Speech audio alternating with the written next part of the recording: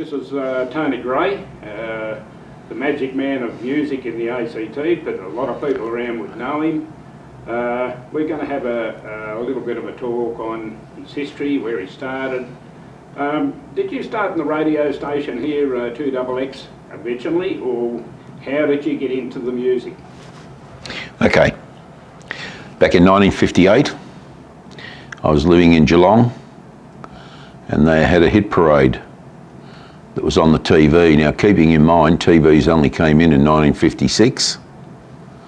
And in 58, on a Saturday, they used to have this hit parade show. And I used to watch it. So what am I, 7 years old? But it took my interest, and I still recall some of the songs that I still play today, back then, which is things like Book of Love by the Monotones, and a few others, and I was sort of like attracted to that music. From there, we left Geelong in 1960 and moved to a place called Mallacoota, which had absolutely nothing, including not even a TV. So there wasn't much exposure to that sort of music down there at the time. What we had to rely on was people who lived there with records. Now, speaking of records, it was around about 1961 that I first heard Elvis Presley's LP called For LP Fans Only, which featured most of his Sun material on it. And I was really hooked with the music then. Now in 61, I'm 10. And so in 1963, I started buying my first lot of records. Things like maybe 63, 64, because I don't remember the exact dates, but things like Ain't That Lovin' You Baby, those sort of things was on the top 40 at that point in time. In 66, we moved back to Melbourne to a place called Frankston, and I got back into music again because I had a lot of music stores, a lot more radio stations, and obviously you had TV where you could watch all these programs like the Go program, all that sort of stuff. Now, there was a guy on the Go show, his name was, he did a lot of recordings of a guy called Eddie Quinteros. And Eddie Quinteros, back in about 1960, released an EP, which was a 6-track EP. Now, EPs were generally 4-track. And he released a 6-track EP. This guy actually recorded 5 of those tracks on a Go album, but also on 45s, things like Slow Down Sandy and Shirley Lee, and he did very, very good versions of them. At the time I heard his songs, I had not heard Eddie Quinteros, but I loved this guy. I'm still trying to think of his name. I loved his songs, and when I heard Eddie Quinteros in the early 70s, I then realised that it was Eddie Quinteros versions that I really, really liked. The other guy did a good version, but not as good as Eddie Quinteros. And then this is jumping quite a lot, but in 1973, I moved to Canberra. And in 1974, I got married. Both of us, Inika and myself, came to Canberra to live. And we moved in 75, we moved into a house in Turner. And it was around that time that I met a guy called Graham Flanagan. And Graham introduced me to a magazine called the Australian Rock and Roll Appreciation Society. It was number 4 then. We're up to about 150 or 160 at this point in time, which is the 22nd or 23rd of June 2019. What is it? 23rd or? Today, not sure. Anyway, so either 22nd or 23rd. And I met with Graham, and he introduced me to him, and in June of 1975, I met everybody in Melbourne from the Australian Rock and Roll Appreciation Society. I signed up as a member and have kept every magazine since that date. I used to go to all the functions. There used to be parties at a house put on by a guy called Paul Simons. And Paul used to run a radio show on 3CR in Melbourne. And I used to go in there and have a look at the radio show. After being in Melbourne in June of 75 and also Christmas of 75, I returned to Canberra, and Graham Flanagan was running the blues program of a Thursday night on 2XX. And Graham said to me, they want a rock and roll show, am I interested? Well, obviously, you know, at the age of 24, a bit reluctant to get up and talk and all those sort of things, so I said I'd have a think about it. Anyway, he talked me into it. He said it'd be good for me, and he was right. So in probably September, maybe it was September 75, I might be a bit out with some dates, but September 75, we started the first show I did, in Canberra, so there was just me. And I called the show Shake, Rattle and Roll, the same name that they had on 3CR in Melbourne. And the reason for this was that if people were travelling through from Sydney to Melbourne and passing through Canberra, and they heard Shake, Rattle and Roll, they hopefully would associate this with the one in Melbourne and want to listen. And in 1976, in January 70, I think it was 76, I used to go to Trash and Treasure at Jamison. And I used to look for old records and anything to do, any 50s paraphernalia. And I happened to be looking over the shoulder of this guy that had an afro-type hairstyle. And he's pulling out all this rock and roll, which didn't seem to gel to me because the only people that were interested in rock and roll had 50s brushbacks. Anyway, the guy happened to be Dave Kilby. So Dave got up, pardon me, and when he got up, I got down and looked through the records, and he wasn't into what I was into. Dave was only into what he remembered. But just having that time with the guys in Melbourne really gave me a good insight as to the music that was around. So I pulled out a lot of records, and Dave's watching while I'm pulling them out. And when I finished and paid for them, he asked me whether I knew them, and I said yes. So we introduced ourselves to one another. And back in those days, there wasn't coffee, so you couldn't go and have a coffee. So we just stood there and had a long chat, and we became really good friends. In 1976, I said to Dave, would you like to join me on the 2XX Rock and Roll Show? I said because he specialised in trivia and the people that were in Australia and what they knew, and I specialised in songs that by artists they knew but songs they didn't know. And I thought it would be a good combination for the show. Anyway, it worked well for us. We did it both together for about 15 years until Dave moved over to the ABC and started his own program. I was running a 50s night at the Ainslie Football Club, a live night, and it would start at 9 and go through till 1. The radio show would start at 9 and go through till 11. So I either had to get somebody to step in and do the show for me once Dave left, or I had to do it and get someone to do the disco for me. After a couple of years, it became too much. I couldn't do what I should do for the research and everything for the radio show. So I handed the show over to Henry Stefnik and 3 other guys, Bob Hayden, Eddie Boyd and Roger Hammond. And the 4 of them took over the show. Now, when I was doing it, no one gave me a hand. As soon as the show was handed over to them, they had 4 people doing it.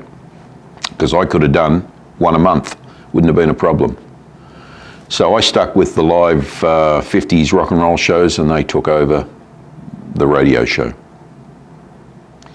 Okay, when I was at Ainslie Football Club, and as I said, I would have started doing the mobile discos there in about 1985 or 86, it was March. And the following year, once I took it over from a guy called Roy Shepherd, actually, here in Canberra. He didn't like rock and roll, didn't want to do it. We started getting bands in. I met a guy called Tony Dingwall, Anthony Lewis Dingwall, and he came from Sydney and he was into the rock and roll scene, one of these transient type people. And he knew a lot of the bands, and so he said to me, why don't we get bands in? So Tony and I originally paid for the bands ourselves and would bring bands into the ACT, perhaps maybe 2 or 3 or 4 a year.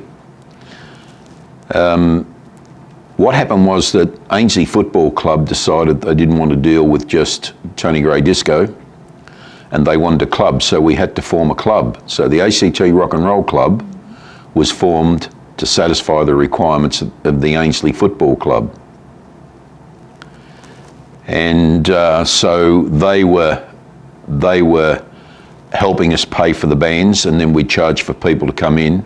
Tony and I no longer paid for the bands. The club got involved, and we did a lot of things like fundraising, which the person that's doing the interview with me now, Peter Flynn, is one of the guys that really pushed and really made a difference with fundraisers when it came to those things. He just had a flair for it. And so we're in this little area, and I was used to the dance places in Melbourne, in the pubs, whereby you don't have a big dance hall. So you might have enough for, say, 12 couples, 15 couples on the floor. When one left, someone else would get on. So you had to fight for space. With Ainslie, as Ainslie progressed, it wasn't just a matter of getting them introduced or introducing them to rock and roll music. They weren't that keen on that. What they were interested in was dancing. And with the dancing, they wanted a bigger dance floor. They couldn't understand that a crowd generates a crowd. That if it's a small place and then it's packed, more people will want to come in. If it's a big place and it's only half full, no one wants to come in. So Ainslie Football Club did some renovations, and we had to go upstairs in probably 89, maybe 90. And they had a big dance hall up there.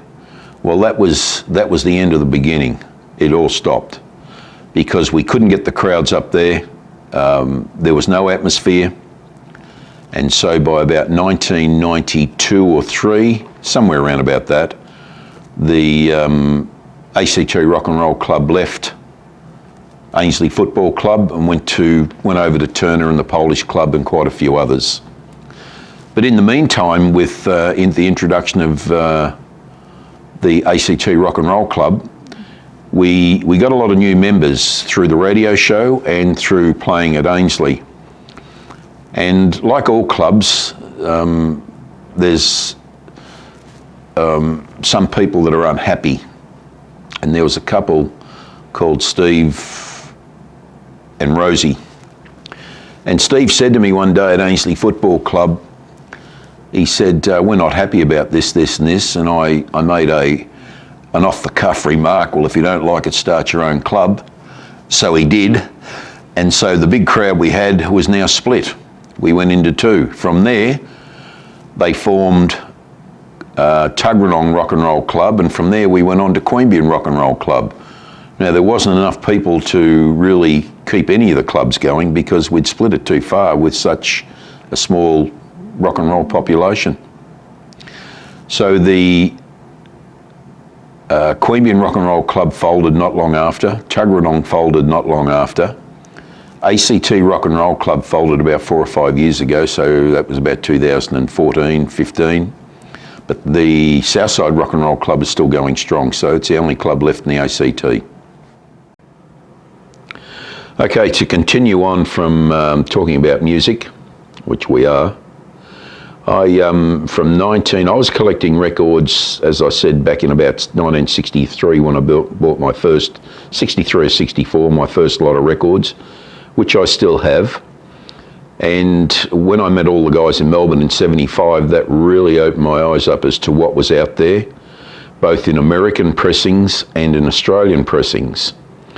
So I set on a path to collect as much as I could, not for the sake of collecting it, but because I really liked it. And I'm not a numbers collector, I'm not a label collector, I just collect what I like, as far as playing music goes, because a very good friend of mine called Dave Stabb, who I used to visit when I'd go to Melbourne, whether it's once, twice, 3 or 4 times each year, always said to me that he only collects records that when he pulls them out, he knows he wants to play them most of the time. If you've got a lot of records and you pull them out and you say, I don't want to hear it, and it goes on week after week after week, you obviously don't want the songs. So that's how I based how I collected records. If I didn't play it very often, I'd sell it or swap it and get something else. So I only collected what I really, really liked. And most of it was up-tempo. It wasn't so much doo-wop or group. It was up-tempo rock and roll and or what people loosely call rockabilly. So while I was doing the radio show, I happened to meet a lot of people and made good friends, or made a lot of friends out of it. One was a very close friend called Henry Stefnik, and unfortunately Henry got cancer at the age of 50 and passed away, and if Henry was alive today, he would be 75, so he's been gone 25 years. Another good friend of mine is a guy called Paul Fraser. Now, Paul lives in Sydney, and I met Paul back in about 1978 through the radio, through 2XX Rock and Roll Show. And Paul said to me one day that they've got that one of the channels on the Sydney radio station was playing old rock and roll movies every Friday night. And did I want to go down? So Inika and I was married then, so Inika and I agreed we'd do it, so we'd leave at about 4 o'clock because the roads weren't good back then. And there were no video recorders and there was none of what you got now. If you didn't see it on the TV, then you missed it. And so we'd travel to Sydney every Friday night. We did this for about 4 or 5 weeks, and I'd have 2 shows on each time. So we'd see things like Mr. Rock and Roll, Don't Knock the Rock. And that also opened my eyes up because I'd never seen any of these before as to what was released. So before I did that fumbling little trick, so the travelling didn't stop there. That was the start of it. And when Ainsley really got off the ground with all this stuff, there was a lot of DJs. They'd come up and watch me play a lot of the music, and then they'd see what went well and tried and true, and then they started their own little functions up, playing the same music. Well, one particular person, I can't think of his name, he was in the Air Force, and he went to Melbourne, and he decided he was going to DJ, but also put on bands. And so they were on every Saturday night, and he put on 2 or 3 bands in one night, which was really unheard of back then. Now I'm talking about probably 1986, 87, something like that. And we used to travel to Melbourne just for the night. So we'd travel down on the Saturday, watch the bands, get pissed, wake up the next morning, and then we'd drive back to Canberra, assuming we were sober. And we did that a lot. We also travelled to Sydney with a lot of the bands to see them. And because a lot of them, we just couldn't afford to have all the bands come to the ACT. So if they couldn't come to us, we had to go to them.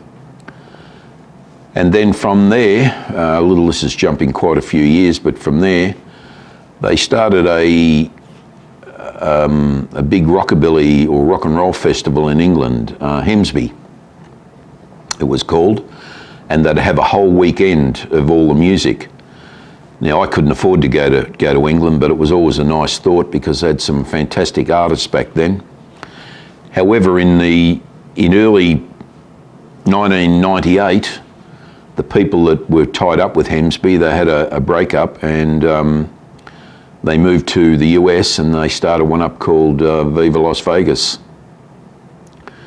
And so I didn't get to see the first one in 1998, but a good friend of mine, Toby, Attila Phillip, we saw the second one. And then we went every year from there onwards until, maybe there were some bands we didn't want to see, some artists we didn't want to see. But it's 2019 and it's still going. So they've just finished their 21st year, and they'll be into their 22nd year next year. A spin-off from that was another show over in Green Bay, and that was a whole week of non-stop music. And the cost of getting in to see these bands for a week was $45. The issue was that you had to find your own way over there, accommodation, all the rest of it, but it was still cheap because they got in artists that you could only dream about. People that recorded on the Dixie label, the Starday label, very, very obscure sort of people that were still alive, still enjoyed what they did and were happy to come out and sing for people like us.